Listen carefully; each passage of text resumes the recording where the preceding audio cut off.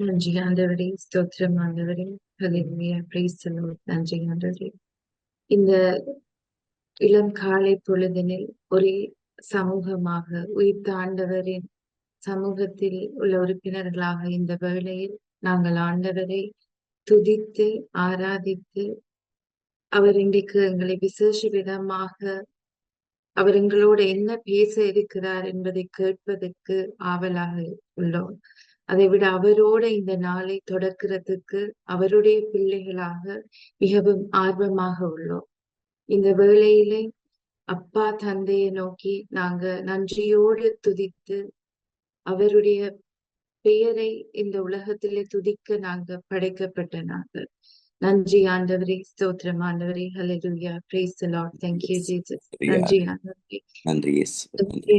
உம்முடைய பிள்ளைகளாக தேர்ந்து கொண்டு எங்களுக்காக உம்முடைய ஒரே மகனை இந்த உலகத்துக்கு அனுப்பி அந்த மகனை எங்களுக்காக உயிர் பலி தியாகம் செய்ததன் மூலமாக எங்களுக்கும் உமக்கும் இடையிலான அந்த பாவத்தினால் ஏற்பட்ட அந்த திரையை அகற்றி மீண்டுமாக உமது பிள்ளைகளாக உம்முடைய வாழ்வின் உரிமை பெறு கொண்ட பிள்ளைகளாக எங்களை ஒவ்வொருவரையும் தனிப்பட்ட ரீதியில அப்பா தந்தை என்று அழைக்கக்கூடிய உரிமை பெற்றை உடைய மகனின் திரு ரத்தம் சிந்திய அந்த சிலுவை மரணத்தின் மூலம் எங்களுக்கு மீண்டுமாக பெற்று தந்தீர். இந்த வேளையில் ஆண்டவரே உமக்கு நன்றி கூறுவதுடன் நீர் எங்களுக்காக இது நாள் வரைக்கும் எங்களை வழிநடத்தி எங்களை உம்முடைய நற்செய்தி பணியில் பல்வேறு விதமாக இணைத்து கொண்டு நீர் எங்களை உம்முடைய நற்செய்தி பணியின் உடன் பங்காளராக ஆற்றிக் கொண்டிருக்கிற மகிமைக்காக உமக்கு நன்றி கூறுகிறோம் ஆண்டவரே. அமைதி வாழ்வை தேடுகின்றேன், அருளை அளிக்க வேண்டும். அமைதி வாழ்வை தேடுகின்றேன், அருளை அளிக்க வேண்டும். வாழ்வீரும் நபி உன்னையினார், வாழ்வீனும் நபி உன்னையினார், வாழ்வு அளிக்க வேண்டுகிறேன்.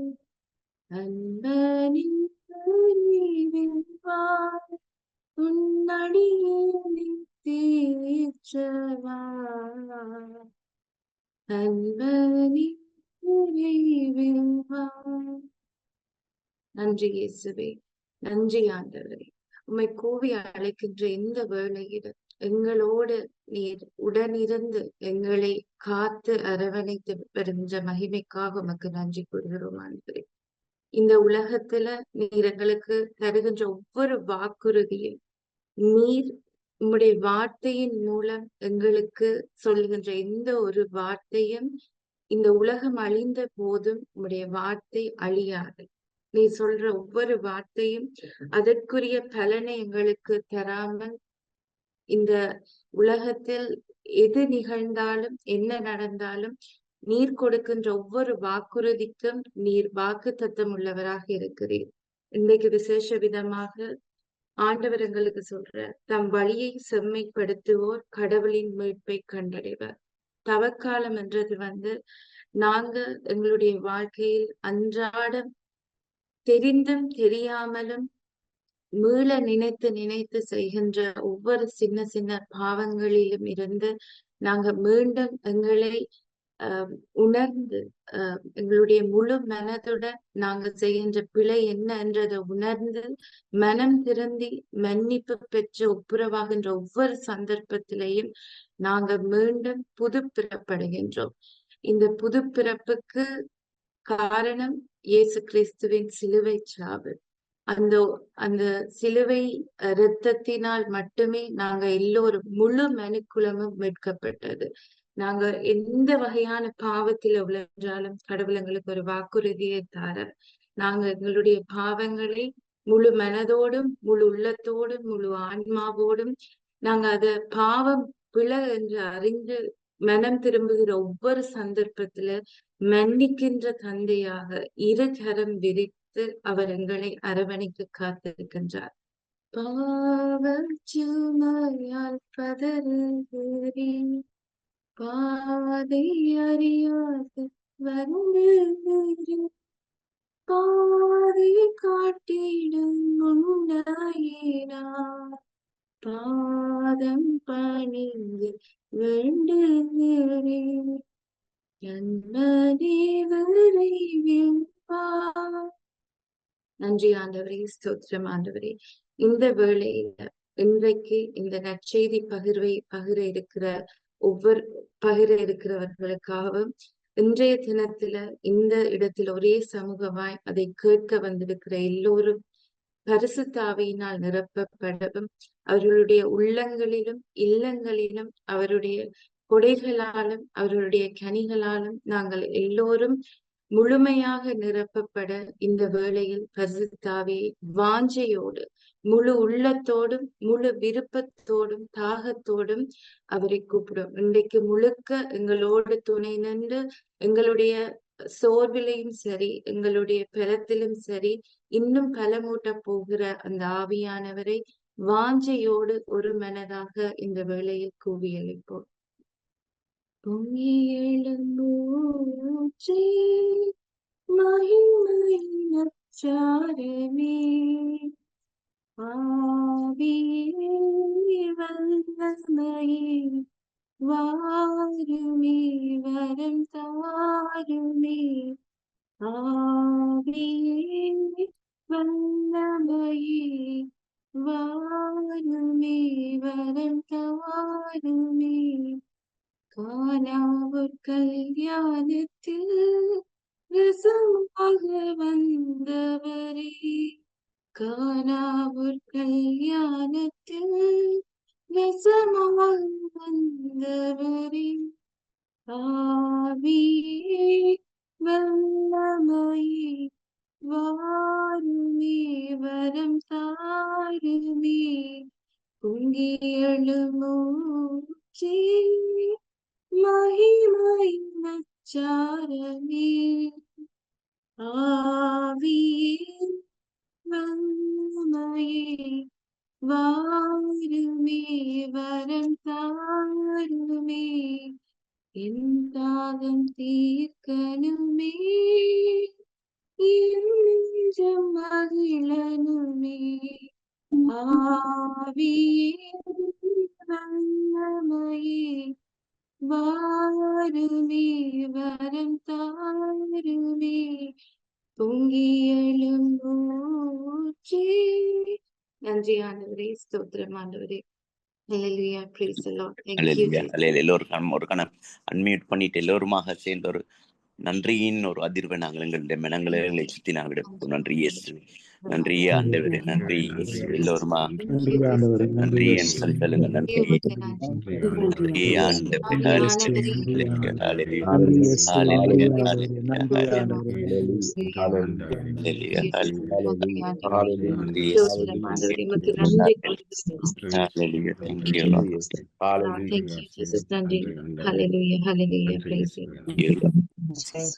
இந்த வேளையில நாங்கள் தந்தையோடு முதலுறவை கொண்டு பரிசுத்த ஆவியானவரை முழு உள்ளத்தோடும் முழு தாகத்தோடும் வாஞ்சையோடும் இந்த வேளையில் அழைத்து எங்கள் இருதயங்களையும் எங்கள் உள்ளங்களையும் எங்கள் இல்லங்களையும் நிரப்பி இருக்கின்ற இந்த சந்தர்ப்பத்துல இன்று இந்த செய்தியை பகிர போகிற அந்த சகோதரருக்காகவும் இந்த வேளையில ஒன்று கூடியில எல்லோருக்காக வேண்டியும் இன்றைய நாள் முழுவதும் நல்ல நாளாக அமையறதுக்காக வேண்டியும் எல்லா விதத்திலையும் எங்களுக்கு என்றும் உறுதுணையாக இருந்து எங்களுக்காக முதல் புதுமையிலிருந்து இன்று வரை சிலுவை அடியில் நின்று கூடி எங்களுக்காக பரிந்து பேசின அந்த தாயை இந்த நேரத்துல அழைப்போம். அருள்மிக பெற்ற மரியே வாழ்க, ஆண்டவர் உம்முடைய பெண்களுக்குள் ஆசை பெற்றவர் நீரே, உடைய திருவயிற்றின் கனியாக இயேசுவும் ஆசீர்வதிக்கப்பட்டவரே. அச்சேஷ்ட மரியாயே, சர்வேசுடைய மாதாவே, பாவிகளா இருக்கிற எங்களுக்காக இப்பொழுதும் எங்கள் இறப்பின் வேளையிலும் வேண்டிக் கொள்ளும். ஆமென்.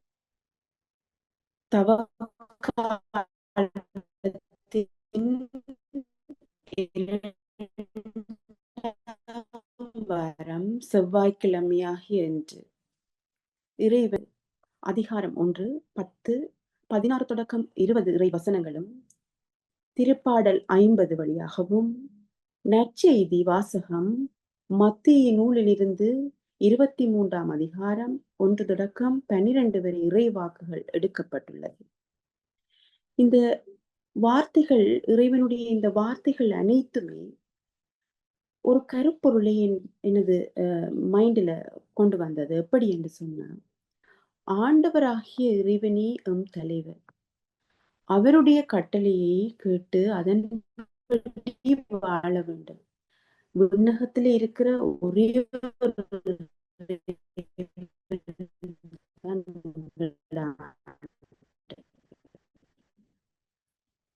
இந்த இறைவனுடைய பிள்ளைகளாகிய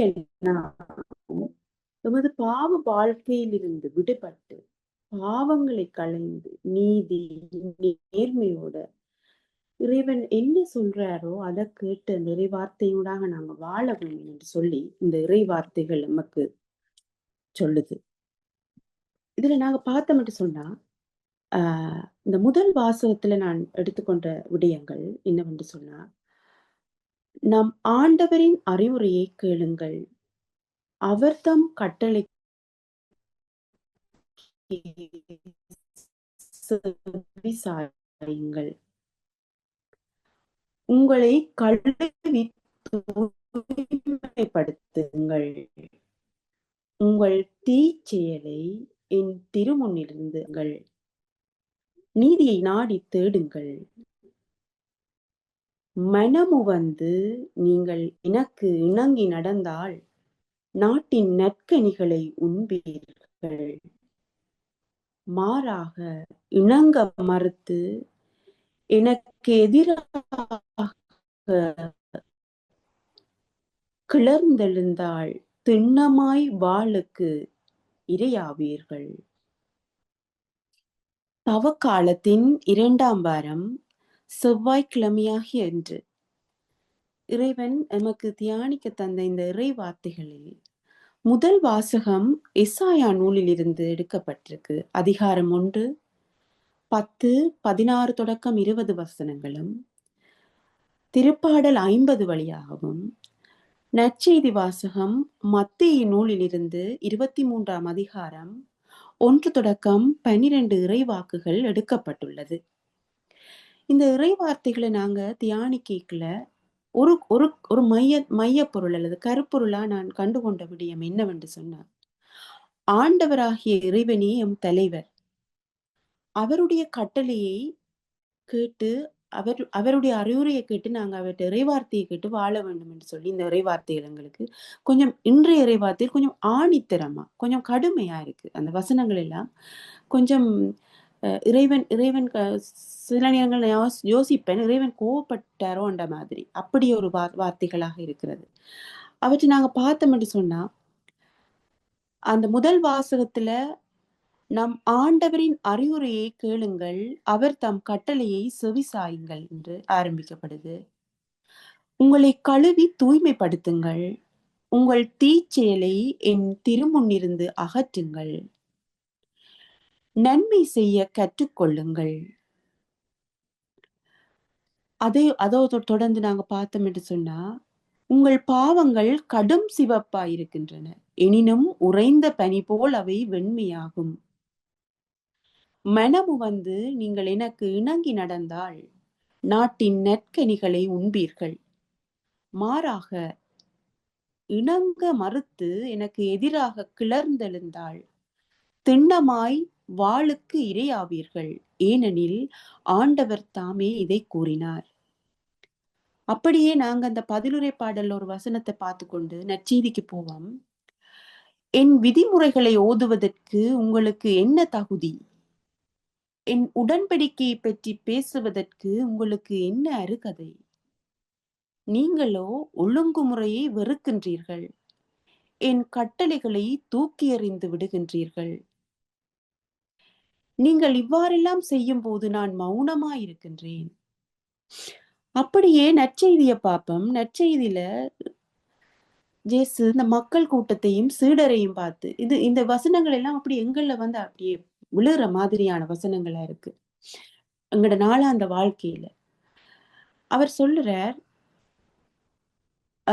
மறைநூல் அறிஞரும் பரிசேயரும் மோசையின் அதிகாரத்தை கொண்டிருக்கின்றனர். அவர்கள் என்ன செய்யும்படி உங்களிடம் கூறுறார்களோ அவற்றையெல்லாம் கடைப்பிடித்து நடவுங்கள்னு சொல்றார். ஆனால் அவர்கள் செய்வது போல் நீங்கள் செய்யாதீர்கள். உண்மைதான், நாங்க சில நேரங்கள்ல அறிவுரையா எல்லாருக்கும் வழங்குவோம். ஆனா நாங்க அதை செயல்ல செய்ய மாட்டோம். அவர்கள் செய்வார்கள், செயலில் காட்ட மாட்டார்கள். தாங்கள் செய்வதெல்லாம் மக்கள் பார்க்க வேண்டுமென்றே அவர்கள் செய்கிறார்கள். தந்தை வழிகளில் மக்கள் தங்களுக்கு வணக்கம் செலுத்துவதையும் ரபி என அழைப்பதையும் விரும்புகிறார்கள். ஆனால் நீங்கள் ரபி என அழைக்கப்பட வேண்டாம், ஏனெனில் உங்களுக்கு போதகர் ஒருவரே. நீங்கள் யாவரும் சகோதரர் சகோதரிகள். இம்மண்ணுலகில் உள்ள எவரையும் தந்தை என நீங்கள் அழைக்க வேண்டாம், ஏனெனில் உங்கள் தந்தை ஒருவரே. அவர் விண்ணகத்தில் இருக்கிறார். நீங்கள் ஆசிரியர் எனவும் அழைக்கப்பட வேண்டாம், ஏனெனில் கிறிஸ்து ஒருவரே உங்கள் ஆசிரியர். இந்த இறுதி வசனத்தை என்ற லைஃப்ல ஒரு சின்ன ஒரு விஷயத்தோட நான் அதை முடிக்கலாம் நினைக்கிறேன். எனது அனுபவத்தோட, உங்களுள் பெரியவர் உங்களுக்கு தொண்டராக இருக்க வேண்டும். தம்மை தாமே உயர்த்துகிறவர் எவரும் தாழ்த்த பெறுவர். தம்மை தாமே தாழ்த்துகிறவர் எவரும் உயர்த்த பெறுவர். நன்றி ஆண்டவரே, நன்றி இயேசுவே. இந்த வசனங்கள், இந்த வார்த்தைகள் எல்லாமே எமது இந்த தவக்காலத்துல எங்களை பாவ வாழ்க்கையிலிருந்து எங்களை விட்டுட்டு வா, எங்களை தூக்கி அது எல்லாத்தையும் எறிந்து விட்டு வா என்ற இறைவன் எங்களை எவ்வளவு ஒரு ஒரு கடுமையாகவும், ஒரு என்ன சொல்றது, இதை விட என்னடா நாங்க நெடுக பாவத்துக்குள்ள விழுந்து கொண்டு இருந்தா யாருக்குமே ஏற்றுக்கொள்ள முடியுமா? இல்லத்தானே, அப்படி என்று பார்ப்போம். இப்ப நான் என்ன சொல்றேன்னு சொன்னா, என்னுடைய லைஃப்ல ஒரு சின்ன ஒரு விஷயத்தோட நான் அதை முடிக்கலாம்னு நினைக்கிறேன். நான் ஒரு ஆசிரியரா இருக்கிறேன். ஆசிரியரா இருக்கும்போது எனது இந்த ஆசிரியர் பயணம் வந்து உண்மையிலேயே இந்த மாதம், அதாவது ஏப்ரல் 1ஆம் தேதியுடன் 10 வருடங்களை நிறைவு செய்கிறேன். நன்றி ஆண்டவரே. இந்த 10 வருடங்கள்லையும் நான் ஆசிரியராக மிகவும் ஒரு ஆசிரியர் என்ற ஒரு பெரிய மாணவர்களுக்கு நாங்கள் ஒரு ஆசிரியர் என்று நான் பெரிய தனத்துல நான் ஒரு நாளும் செயற்படுறதில்லை. நான் என்னுடைய டீச்சிங் ஸ்டைல் வந்து கொஞ்சம் டிஃப்ரெண்டா இருக்கும். எப்படி என்று சொன்னா, நான் வந்து நார்மலா இந்த பிள்ளைகள் கொஞ்சம் இதா இருக்கும்போது, கொஞ்சம் சோர்வாவோ இல்லாட்டி பிள்ளைகள் கொஞ்சம் இதா இருக்கும்போது நான் என்னுடைய மேசையில தான் அவை இருத்துவேன். டீச்சர்ஸ் டேபிள்ல கதிரையை போட்டு என்ன சுத்தி இருத்த வைப்பேன். சில பேருக்கு விளங்காட்டி அவைகளுக்கு எனக்கு அருகில, எனக்கு பக்கத்துல இருத்துவேன். நார்மலா நான் செய்யற விடயங்கள் எப்படியா இருக்கும்னு சொன்னா, நான் சாப்பாடை கொண்டு போவேன். எந்த சாப்பாடு அவை கொடுப்பேன், அவையோட சாப்பாடை நான் சாப்பிடுவேன். அதே போல நான் வந்து அவையோட வீடுகளுக்கு போவேன். நான் படிப்பிக்கிற பாடசாலை 3 பாடசாலைகள்ல படிப்பிச்சேன். நான் 1வது பாடசாலை வந்து மிகவும் ஒரு தொலைவில் உள்ள பாடசாலை, செட்டிகுள பிரதேசம். எனக்கு எனது டீச்சிங் அப்பாயின்மெண்ட் லெட்டரோட நான் இருக்கும்போது எனக்கு பிள்ளை பிறக்குது. அன்று எனக்கு பேபி. அன்று நான் டியூட்டி அசம்ஷன் செய்யணும். அன்று எனக்கு டியூட்டி, என்னுடைய பேபி, எனது 1வது பிள்ளை பிறக்கிறார். அப்ப நான் ஹாஸ்பிட்டல்ல நின்று நான் அழுகிறேன். நான் டீச்சிங் எனக்கு கிடைச்சிருக்கு, நான் போகணும் ஸ்கூலுக்கு அப்படின்ட்டு. அப்ப அவை சொல்லினா, அது இல்லை, இது நீங்க ஒன்று. அப்புறம் என்னுடைய ஹஸ்பண்ட் தான் என்னுடைய டியூட்டியை அசம்ஷன் செய்தார். அது ஜோன் டிரெக்டரோட கதைக்கும் போது அவர் சொன்னேன், ஹஸ்பண்ட் டியூட்டி அசம்ஷன் செய்யலாம்னு. அப்ப அவர் ஒரு மெயில் பண்ணி எனக்கு அதுல இருந்து நான் மெட்டர்னிட்டி லீவ்ல 4 months இருக்கிறேன். அப்போது நான் இப்போ எனது பாடசாலை வந்து மிகவும் தொலைவு. ஒரு 1 hour எடுக்கும் பஸ்ல போறேன்னாலும். இப்ப என்னுடைய அதிபர் வந்து சொல்றார், நிறைய நாட்கள் இந்த ஸ்கூல்ல இந்த டீச்சர் இருக்கையில இப்ப உங்களை அப்பாயின்மெண்ட் பண்ணிருக்கு, நீங்க இப்ப மெட்டர்னிட்டி லீவ்ல நிற்கிறீங்க, நீங்க தயவு செய்து வந்துருங்க எங்களோட ஸ்கூலுக்கு அப்படின்னு வந்து எனக்கு வீட்டுல வந்து எனக்கு சேலரிய வந்து எனக்கு தாரார். அப்ப நான் ஒரு 4 months முடிஞ்சுது. நான் என்னுடைய ஹஸ்பண்டோட கதைச்சிட்டு நான் சொல்றேன், நான் போறேன் அந்த ஸ்கூலுக்குன்னு சொல்லி எனக்கு குழந்தைய விட்டுட்டு நான் பஸ்ஸில் ஒரு விடிய 6:30க்கு போவேன். இங்கே வரும்போது 3 மணி ஆகும். அவ்வாறு நான் இருக்கும்போது நான் அப்படி அந்த ஸ்கூலுக்கு போகிறேன். போய் நான் படிப்பிக்கிறேன். என் பிள்ளைய நான் அம்மா இங்கே பாப்பா, நான் போயிட்டு வருவேன். அப்படி இருக்கும்போது இறைவன் என்ன நல்லா உயர்த்துறேன். எனக்கு அந்த வருஷம் 2015, இப்ப 2025. 2015 நான் டிசம்பர் ஒரு கார் ஒன்று எனக்கு கிடைக்குது. கடவுள் எனக்கு தாரார் ஒரு காரை. நன்றி ஆண்டவரே. அது ஒரு எனக்கு வாழ்க்கையில நான் யோசிக்கிறேன், நான் கார் வேணும்னு. அப்ப நான் இந்த என்ன சொல்றேன், நான் டீச்சர், நான் அப்படித்தான், நான் வர மாட்டேன், நான் இங்க பக்கத்துல இருக்கிற ஸ்கூல் எடுக்க போறேன்னு நான் ஒரு காலம் நினைக்கல. நான் அந்த அதிபருக்காண்டி நான் போறேன். பிறகு அடுத்த அப்பாயின்மெண்ட் லெட்டர் எனக்கு வருது. எனக்கு அடுத்த டிரான்ஸ்ஃபர் லெட்டர் ஒன்று வருது 1 இயரால. முதலியார்குளம், அதுவும் கொஞ்சம் தூரம். அதுவும் ஒரு கிராமத்து பாடசாலை. அங்கேயும் ஆசிரியர்கள் பற்றாக்குறை. அப்ப எனக்கு ஒரு வருடத்தால திருப்பி ஒரு டிரான்ஸ்ஃபர். நான் அதுக்கும் போறேன். இறைவன் என்ன ஆசீர்வதிக்கிறாருன்னு எனக்கு தெரியும். நான் கஷ்டப்பட்டு போனாலும் இந்த பிள்ளைகளை விட்டுட்டு, இந்த குழந்தையை நான் விட்டுட்டு போறேன். போய் நான் அங்க படிப்பிக்கிறேன். அப்புறம் எனக்கு கடவுள் ஒரு வீடு தாரேன். நான் அம்மாக்களோட இருந்தா எனக்கு ஒரு வீடு கிடைச்சு. அப்படி என்ன உயர்த்துற. தொடர்ந்து நான் அந்த ஸ்கூல்ல படிப்பிச்சு கொண்டிருக்கும் போது எனக்கு அடுத்த ஒரு வருஷத்தால் ஒரு டிரான்ஸ்ஃபர் கிடைக்குது. நான் 5-6 வருஷம் அங்க செய்யணும் தூர பாடசாலை. ஆனா எனக்கு 2 இயர்ஸ்ல எனது வீட்டுக்கு அருகில ஒரு 5 மினிட்ஸ்ல நான் போகலாம். அப்படி ஒரு பாடசாலை, அதுவும் ஒரு கிராமத்தை ஆண்டிய பாடசாலை. அதை இறைவன் எனக்கு தாரார். அதுல எனக்கு எப்படி தாராருன்னு சொன்னா, அட்வான்ஸ் லெவல் என்ற ஒரு ஸ்ட்ரீமை உயர்த்தி அந்த ஸ்கூலுக்கு நாங்கள் போய் அதை ஸ்டார்ட் பண்றோம். அந்த ஸ்கூல்ல போய் நான் பயோமெட்ஸ் என்ற பாடத்தை ஸ்டார்ட் பண்ணி நான் ஒரு ரசாயனவியல் ஆசிரியராக அங்க போறேன். அது வரைக்கும் நான் ஒரு செகண்டரி ஸ்கூல்ல தான் இருந்தேன். பிறகு நான் இந்த ஸ்கூல்ல போய் நாங்களே அதை ஸ்டார்ட் பண்றோம். அப்போது டிரெக்டர் சொல்றார், நீங்க நல்ல ரிசல்ட்ஸை ப்ரொடியூஸ் பண்ணாதான் இந்த ஸ்கூல்ல நாங்க தொடர்ந்து இது செய்வோம். இல்லையென்று சொன்னா அதை நாங்க நிப்பாட்டிடுவோம் இந்த பாடங்களை. ஆகவே நாங்க கடும் முயற்சி செய்யறோம். பிள்ளைகளோட வீட்டுல போயிருந்து படிப்பிக்கிறது, பிள்ளைகளை சேர்த்து ஒரு கிராமங்கள்ல போயிருந்து படிப்பிக்கிறது. இப்படி நான் ஒரு ஆசிரியர் இல்லாம பிள்ளைகளோட சேர்ந்து நீங்க நல்ல ரிசல்ட்ஸ் தரணும் என்று சொல்லி நாங்க கஷ்டப்படுறோம். அப்படி கஷ்டப்படும் போது அடுத்த வருடம் எங்களுக்கு மாவட்ட ரீதியில் 1வது மாணவன் எனது பாடசாலையில் எனது வகுப்பில் நான் ஒரு வகுப்பாசிரியராக இருக்கும் போது எனக்கு கிடைச்சது. டிஸ்ட்ரிக்ட் ஃபர்ஸ்ட் கிடைச்சது. அப்புறம் அதுக்கு அடுத்த வருடமும் மாவட்ட ரீதியில் முதல் மாணவர்கள். ஆகவே அந்த நகர பாடசாலைகளோடு எமது பாடசாலையும் ஒரு பேரை தக்க வைத்தது. இதுக்கு காரணமே என்ன, கடவுள் உயர்த்துற. ஏன்னு சொன்னா, நான் வேற நிறைய பேர் எனக்கு அட்வைஸ் பண்ணி நம்ம எஸ்எல்இஎஸ் எழுதி டிரெக்டரா போலாம் அப்படி போனேன். எனக்கு அப்படியா ஆசையே இல்லை. நான் ஒரு ஆசிரியரா இருக்கணும். அப்படியே நான் அந்த மாணவர்களோடு சேர்ந்து நான் ஒரு நல்ல ஒரு சமுதாயத்தை உருவாக்கணும். இதுதான் என்னுடைய ஆசை. அவை என்ன கடவுள் உயர்த்தி கொண்டே இருக்கிறார். இன்னும் பல ரிசல்ட்ஸ்கள் எங்களுக்கு தெரிகிறார். அதே போல இன்னொரு விஷயம் எனக்கு நடந்தது மாஸ்டர் ஆஃப் எஜுகேஷன் செய்யறதுக்காக அப்ளை பண்றேன். அந்த எக்ஸாம்ல நான் செலக்ட் ஆகிறேன். 1 இயர் நான் ஸ்டடி லீவ் எடுத்து வீட்டுல நின்று வடிவா படிக்கலாம். ஆனா நான் அப்படி படிச்சா அந்த பிள்ளைகளை யார் பாக்குறதுன்றதுக்காண்டி நான் அதிபர்கிட்ட சொல்றேன், நான் ஸ்டடி லீவ் எடுக்கல, நான் பிள்ளைகளுக்கு வாரேன், ஸ்கூலுக்கு வந்து படிப்பிச்சு நானும் படிக்கிறேன்னு சொல்லி. என்னுடைய ரிசல்ட்ஸ் எனக்கு ஃபர்ஸ்ட் கிளாஸ் டிகிரி கிடைச்சது. அது கடவுள் தான் தந்தவர், என்னை உயர்த்தினார். அது மட்டும் இல்ல, எனக்கு இன்னும் நிறைய விஷயங்களை கடவுள் தந்து கொண்டே இருக்கிறார். எனக்கு இந்த லாஸ்ட் இயர்ல எனக்கு அதை விட ஒரு பெரிய ஒரு சந்தோஷம் கொண்டு கிடைச்சது. நான் இந்த விஷயத்தை நான் அதுல ஷேர் பண்ணவே வேணும். எப்படின்னு சொன்னா, கடவுளை என்ன உயர்த்துறது நான் கட்டாயம் பெருசா சொல்ல வேணும்.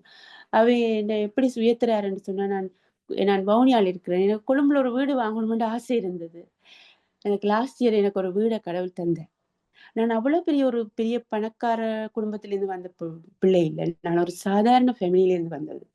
ஆனா கடவுள் எனக்கு தந்து கொண்டே இருக்கிறார், என்னை உயர்த்தி கொண்டே இருக்கிறார். ஆனா நான் இன்னும் ஆசிரியராகவே இருக்கணும் என்று நானும் தொடர்ந்தும் அப்படியே இருப்பேன். அதுவும் கிராமங்களை அன்றிய பாடசாலைகளில் இருக்கணும் என்றுதான் எனது விருப்பம். ஆகவே நன்றி இயேசுவே, நன்றி ஆண்டவரே, நன்றி ஆண்டவரே.